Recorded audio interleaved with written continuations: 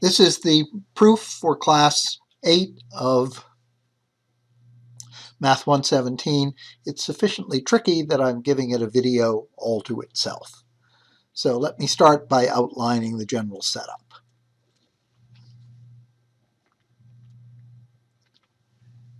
Here are the real numbers. Here is some arbitrary Borel subset.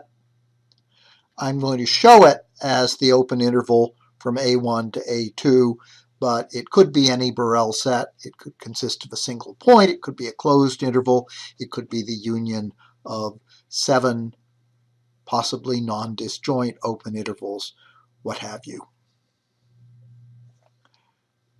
Over here is our sample space. Here's an event in the sample space. And what the random variable x does is to map the sample space into the real numbers. So it will map that event into some Borel set A1. Rather than cluttering up the diagram, I'm just going to ask you to imagine the same thing with an event B and a corresponding Borel set B1. And here's what independence means. X and Y are independent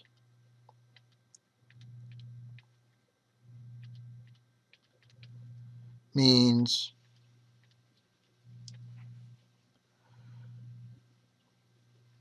if I take the inverse image of this arbitrary Borel set A1 under X and under a different random variable Y,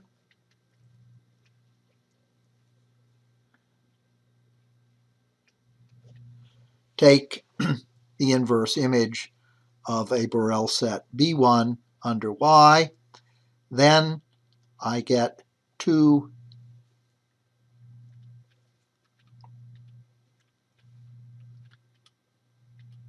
independent events in my sample space, i.e.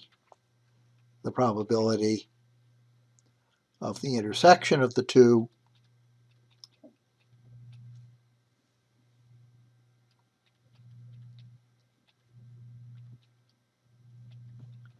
is equal to the product of their probabilities.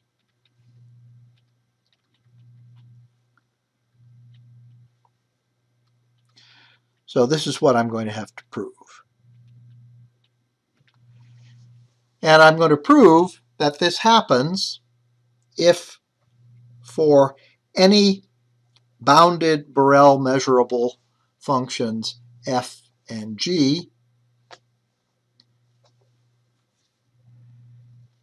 when I apply these, and I will just show f as being applied to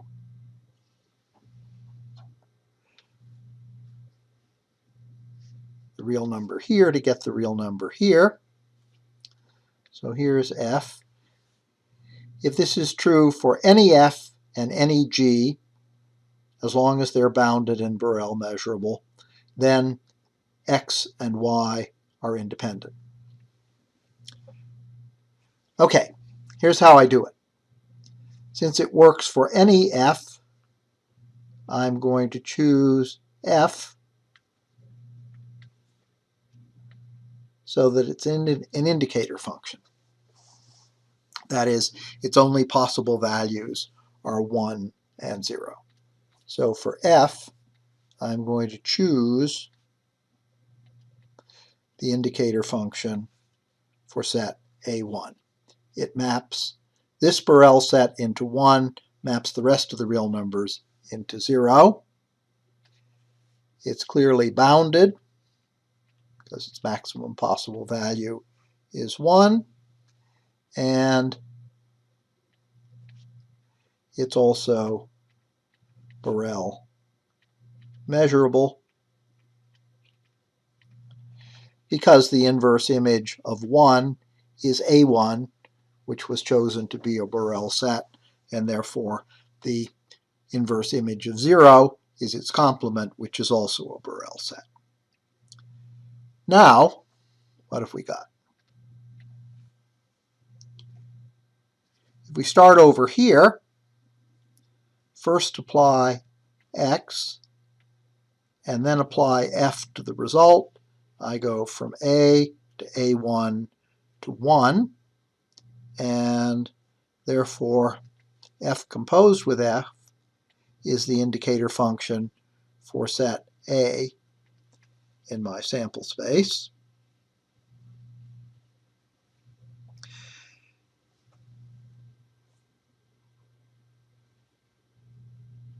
And the sigma field that it generates is very simple.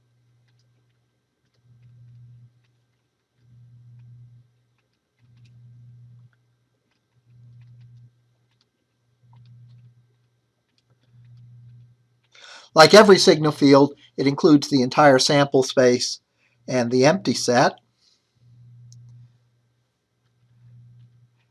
And it includes only two other sets,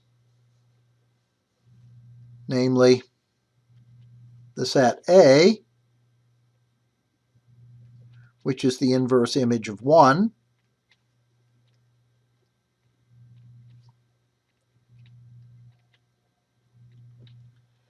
and A complement, which is, of course, the inverse image of 0. Okay, similarly,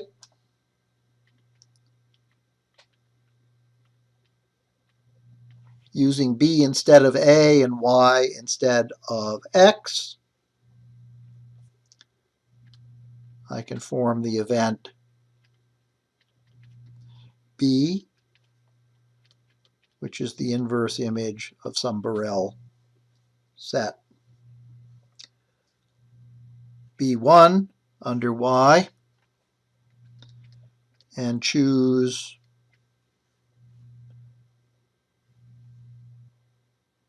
G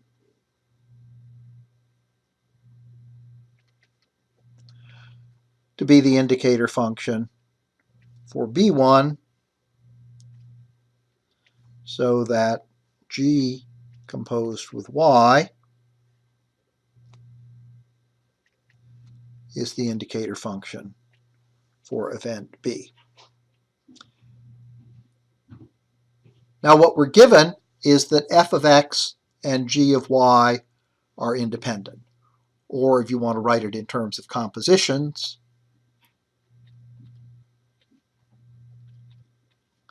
f composed with x and g composed with y are independent, which means that any event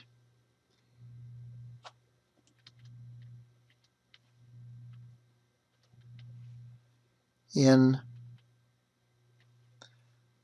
the inverse image of f composed with x is independent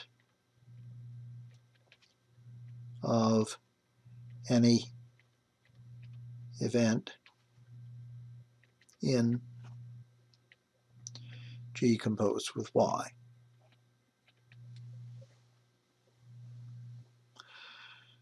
But the only events in this inverse image are A and A complement.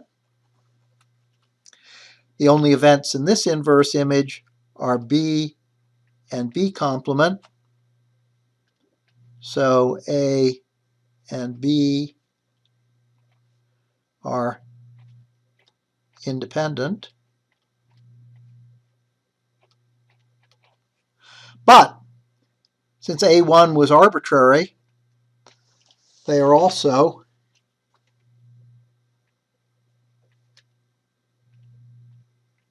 arbitrary, and that proves x and y are independent. Once we start talking about independence in terms of expectations of products of random variables, this result is going to turn out to be very useful.